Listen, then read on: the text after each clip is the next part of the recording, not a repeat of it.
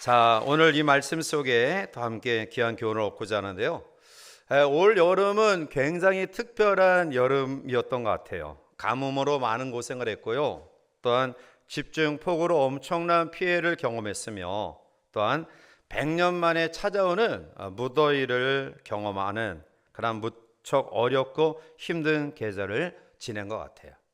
그리고 추수감사절, 이 감사의 달, 우리가 감사하는 마음으로 또 한 달을 보내고요. 그리고 오늘부터는 우리 교회력의 새해 첫 출발을 의미하는 대림절이 시작이 되었습니다. 오전에도 제가 잠시 말씀드렸지만 대림절은 성탄절 전 4주간의 기간인데요. 처음부터 이 대림절을 우리가 성탄절을 기점으로 성탄절을 지키는 그런 과정 속에 있다가 7세기 이후부터는 초림의 예수님을 통한 감사의 마음, 그리고 재림의 예수님을 기다리는 소망의 마음으로 대림절을 7세기 이후부터 지키고요. 지금까지 이 대림절을 지키고 있어요. 그래서 대림절은 두 가지 믿음으로 우리가 이 절기를 보내야 되는데요. 하나는 초림의 예수님에 대한 감사예요. 그래서 구원주로 이 땅에 오신 예수님에 대한 감사와, 두 번째는 재림주로 이 땅에 오시는 그 주님을 소망하는 믿음으로 대림절을 우리가 지내야 된다라는 거예요.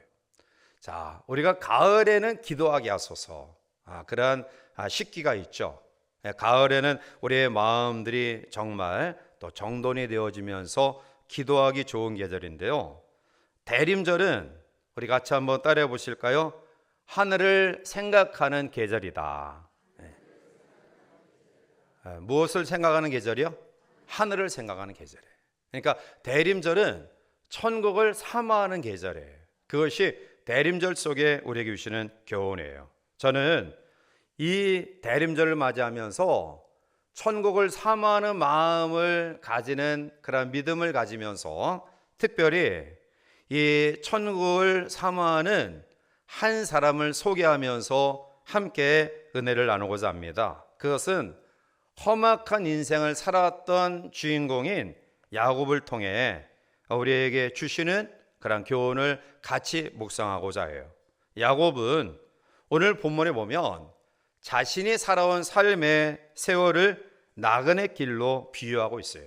그대로 것이 오늘 야곱은 자기의 할아버지 아브라함, 그리고 아버지 이삭에게 약속해 주신 젖과 꿀이 흐르는 가나안 땅에 오래 안주하지 못하고요, 기근을 통해 고향을 떠나 이제 애굽에 나가 객지에서 사시는 그의 삶을 마치게 돼요.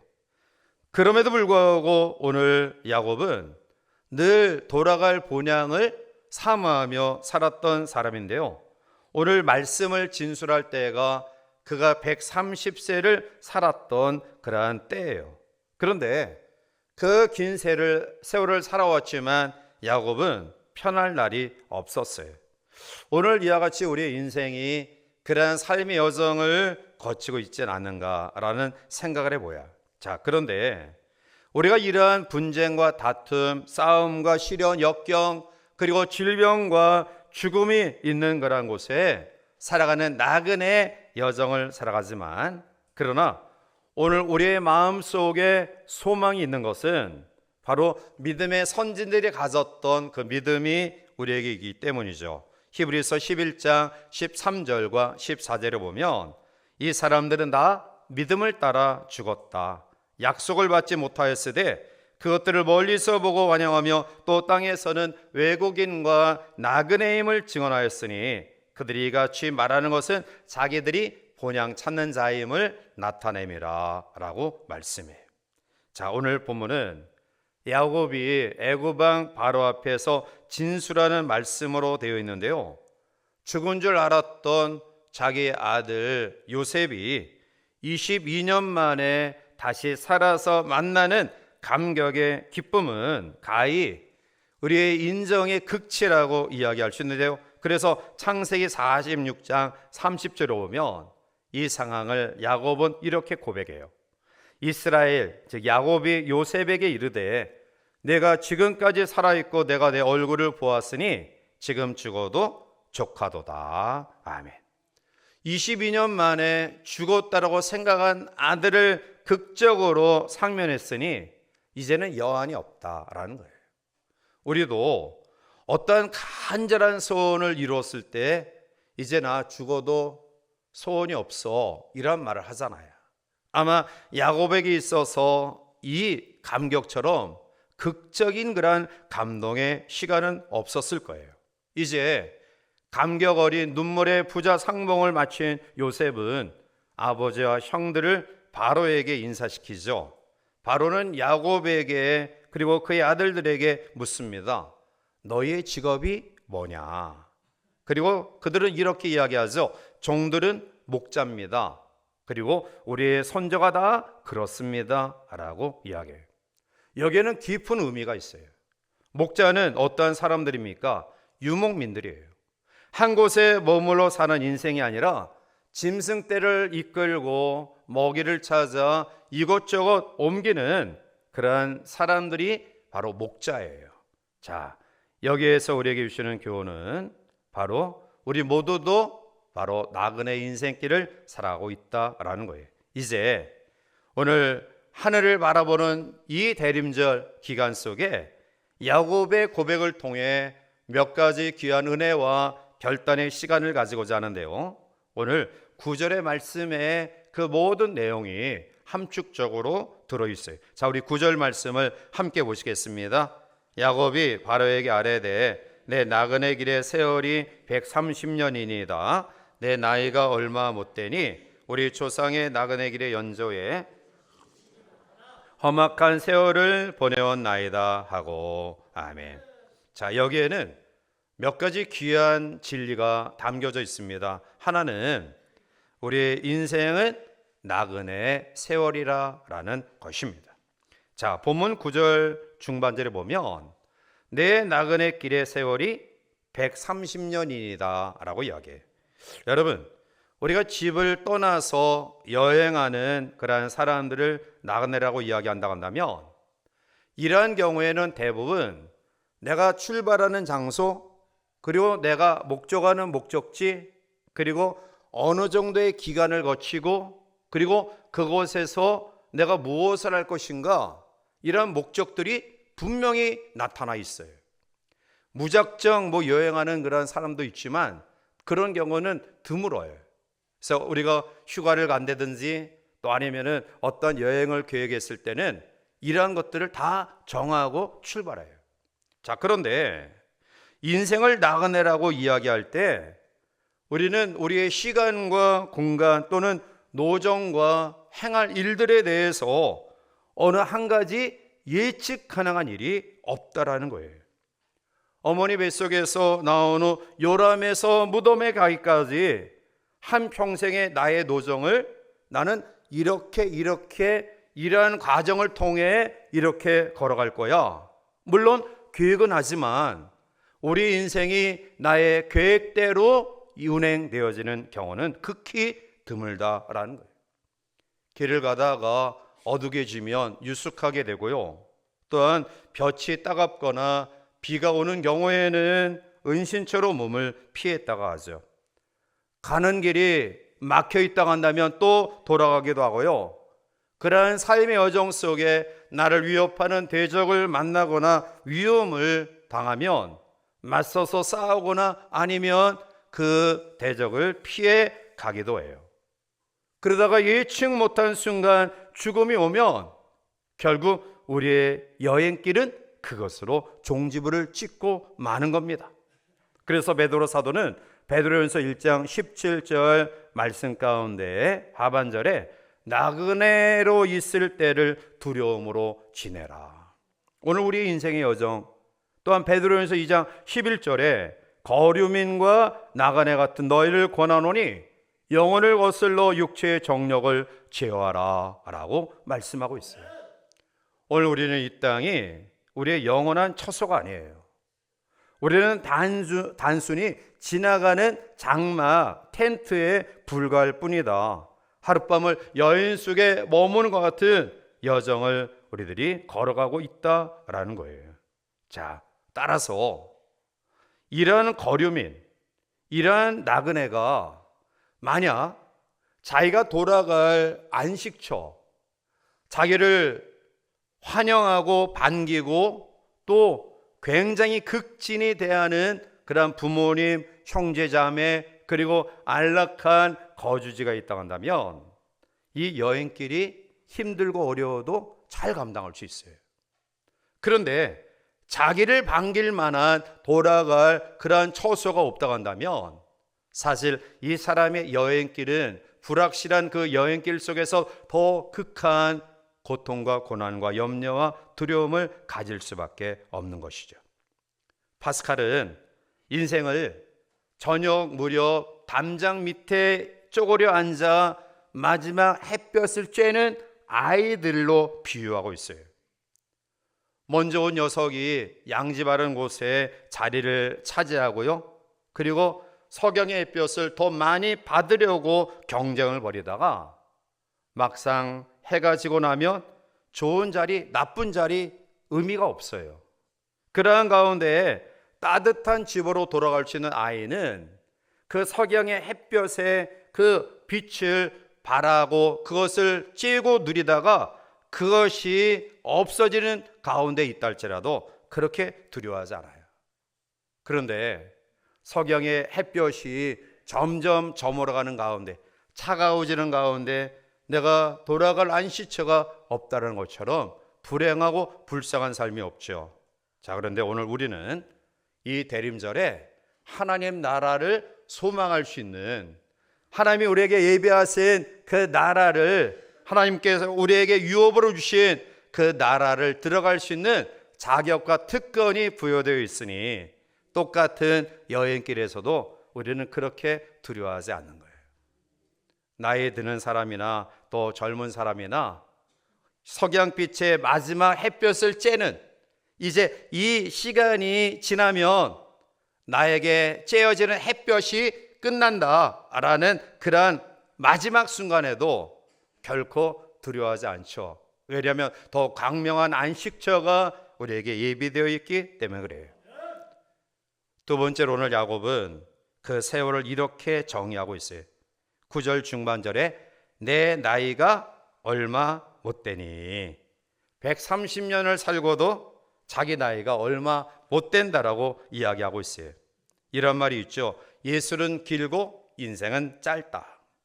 욥기 7장 6절에 보면 나의 날은 배틀의 북보다 빠르니 희망 없이 보내는구나 라고 절규해요. 우리 연세 드신 그런 분들이 이구동성으로 그렇게 이야기해요. 세월이 유수와 같이 빠르다.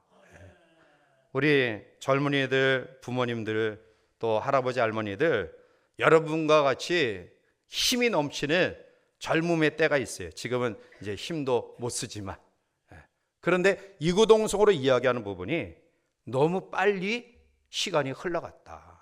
이것이 어른들의 고백이에요. 여기에서는 우리 젊은이들은 20km, 30km로 지금 달려가지만 90km로 달려. 90km 달려가는 분은 없네. 지금 90km 달려가는 분은 여기 안 계시고 80 몇 킬로로 달려가는 분은 몇 분 계셔요. 엄청나게 빠르게 지금 인생의 다른 박질을 하고 있어요. 자, 미국의 어떤 사람이 자동차에 붙은 스티커에 다음과 같은 글이 써 있었다고 해요. 인생은 짧다, 후식부터 먹어라. 단 것을 좋아하는 사람은 디저트가 굉장히 맛있어요. 그래서 샐러드부터 코스대로 먹어가다가 인생이 끝날 수 있으니까 격식 차릴 거 없이 그냥 자기 입에 맞는 맛있는 것부터 먹어라 라는 그런 말인데요. 자, 이것을 다시 이야기하면 하고 싶은 것부터 하라. 인생이 짧다라는 감각주의, 찰나주의, 현금주의, 쾌락주의 인생관을 대변하고 있는 말이라고 생각이 들어요. 자, 그런데 선지자 이사야도 이 인생관과 어떤 점에서는 같아요. 그 어떤 점이 뭐냐? 인생은 짧다라는 점은 선지자 이사야도 세상 사람들과 똑같아요. 자, 이사야 40장 6절 이후의 말씀을 우리 같이 한번 읽어보실까요? 말하는 자의 소리여 이르되 외치라. 대답하되 내가 무엇이라 외치리까 하니 이르되 육체는 풀이요 그의 모든 아름다움은 들의 꽃과 같으니 풀은 마르고 꽃이 시듬은 여호와의 기운이 그의 불미라. 이 백성은 실로 풀이로다. 풀은 마르고 꽃은 시드나 우리 하나님의 말씀은 영원히 서리라 하라. 아멘. 6절부터 8절까지 말씀 가운데 8절의 거의 마지막 부분까지는 이 세상 사람들의 인생관과 똑같아요. 짧다라는 거예요. 그런데 마지막 다른 아주 귀한 것을 이사야 선지자는 붙들고 있죠. 그것이 뭐냐? 말씀은 영원히 서리라. 아멘. 말씀은 영원히 서리라 라는 말씀이에요. 그렇습니다. 우리 모두 세상 사람들과 똑같은 인생의 여정을 걸어가고 있는데요. 그런데 오늘 우리가 그들과 다른 것은 짧은 인생 가운데 우리는 영원을 약속받은 하나님의 사람들이라는 거예요. 히브리 9장 27절에 보면 우리의 인생을 이렇게 정의하고 있죠. 한 번 죽는 것은 사람에게 정해진 것이다. 그 외에는 심판이 있다. 이 말씀에서 죄될 사람이 있어요? 이 말씀에서 나는 자신 있다, 피할 수 있다 라고 자신만만하게 이야기할 수 있는 사람이 있을까요? 여기에는 나이 많고 적음이 상관이 없어요. 야곱의 내 나이 130년이지만 짧습니다 라는 고백 속에 주시는 교훈은 같이 한번 따라해 보실까요? 욕심 부리지 마라. 짧은 인생 욕심 부리지 말라는 거예요. 우리가 그렇게 목숨 걸고 죽을 똥 살 똥 소유하고 가지고 그리고 그것을 인하여 우리의 마음속에 위로를 받을 수 있는 그것조차도 사실은 유한하다, 짧다라는 거예요. 과연 이 땅에 썩어 없어질 짧은 그러한 것에 나의 가장 귀한 생명을 투자할 만큼 그게 가치 있는 것일까? 세상의 것들은 나에게 들어올 때는 기쁨이 되지만요, 나에게서 떠나갈 때는 더 큰 상실감과 낭패감을 줘요. 그게 세상의 원리예요. 짧은 인생의 원리는 바로 그러한 것입니다. 따라서 우리는 매일매일 하나님과 동행하다가 우리의 짧은 세월을 마치고 영원한 하나님의 나라에 안식할 수 있는 축복된 은혜가 이 대림절 기간 속에 우리의 마음 속에 다시 한번 새롭게 정립되어지기를 주님의 이름으로 축복합니다. 마지막 세 번째는 험악한 세월이에요. 오늘 9절 하반절을 보면 야곱은 그렇게 이야기하죠. 우리 조상의 나그네 길의 연조에 미치지 못합니다. 그리고 험악한 세월을 보냈습니다. 야곱은 사실은 그 할아버지 아브라함 그리고 그 아버지 이삭처럼 참으로 엄청난 고생을 한 그런 사람이에요. 형을 속이고 장자의 축복을 빼앗은 순간부터 그는 고난의 연속이죠. 아버지와 형의 미움을 받아 그는 도망하는 과정 속에 베델에서 돌베개 하고 노숙자의 시간을 가진 적도 있어요. 우여곡절 끝에 외삼촌의 집에 도착한 이후에 살아가는 아내를 얻기 위해 무려 14년 동안 머슴살이 종노릇 하기도 했습니다. 간교한 장인의 품삯을 속이는 사기를 당하는 그런 과정도 겪었고요. 자기의 외동딸 디나가 세겜 사람에게 겁탈을 당하는 그런 아픔도 경험하게 돼요. 이 사실을 난 자기의 아들들이 세겜 사람들을 미혹해서 전부 다 살육하고요. 그 사람들의 노여움을 피해 생명 위협을 경험하기도 하죠. 14년 동안 사랑하는 라헬을 위해 머슴살이에서 얻은 그 라헬이 베냐민을 낳다가 죽는 아픔도 야곱은 경험해요. 그리고 생명 걸고 낳았던 가장 사랑했던 요셉이 자기 목숨보다 더 소중히 여겼던 요셉이 형들의 미움을 통해 죽진 않았지만 짐승에게 물려 죽었다라는 충격적인 이야기도 듣게 돼요. 큰아들 루벤이 자기의 처 비라와 간통하는 페륜의 모습도 아들을 통해 보게 되고요. 7년의 흉년 동안 그 기근 속에 온갖 두려움과 불안을 맛보기도 합니다. 여러분, 오늘 여기 예배하는 우리들 가운데 야곱의 일대기를 쭉 들어보면서 그보다 더 극한 어려움과 고통을 경험한 사람이 있어요? 물론 그까지는 가지 않겠지만 아마 나름대로 아픔과 어려움과 고통이 우리 가운데 있을 거예요. 그것이 성경적인 원리예요. 욥기 14장 1절에 여인에게서 태어난 사람은 생애가 짧고 걱정이 가득하다. 시편 90편 10절에 우리의 인생을 70이요 강간하면 80이지만 그 연수의 자랑은 수고와 슬픔뿐이다. 그러면 왜 우리의 인생이 이처럼 험악할까요? 가장 결정적인 요인은 죄의 결과예요. 죄 때문에 이러한 고통과 어려움이 있는 거예요. 그런데 저는 대림절을 시작하면서 이러한 고통의 환경이 죄 때문에 우리에게 주어지지만 고통이 많은 우리의 인생의 또 다른 의미를 야곱을 통해 여러분들의 마지막으로 말씀드리고 말씀을 마치고자 해요. 그것은 고통이 많은 이유는 하나님 나라를 소망하도록 하기 위함이다. 여러분, 하나님 앞에 열심을 내고 기도하고 할 때가 언제예요? 편안하고 여유 있을 때는 사실은 우리가 기도하지 않아요. 나에게 어떤 어려움이 있을 때, 내 힘으로 도저히 헤쳐나갈 수 없을 것 같이 보이는 극한 상황이 있을 때, 내가 세상적인 노력을 다 해도 이 부분들이 해결되어져야 할 때 우리는 나도 모르게 무릎을 꿇게 돼요. 그리고 히스기야 임금처럼 하나님만을 바라보게 되죠. 여러분, 험악한 세월이 우리의 삶을 힘들고 아프게 하지만 대림절 기간을 출발하면서 저는 여러분들이 지금 당하고 있는 아픔과 힘듦의 이 상황 속에 오히려 눈을 들어 하나님을 바라보는 기회가 되었으면 좋겠어요.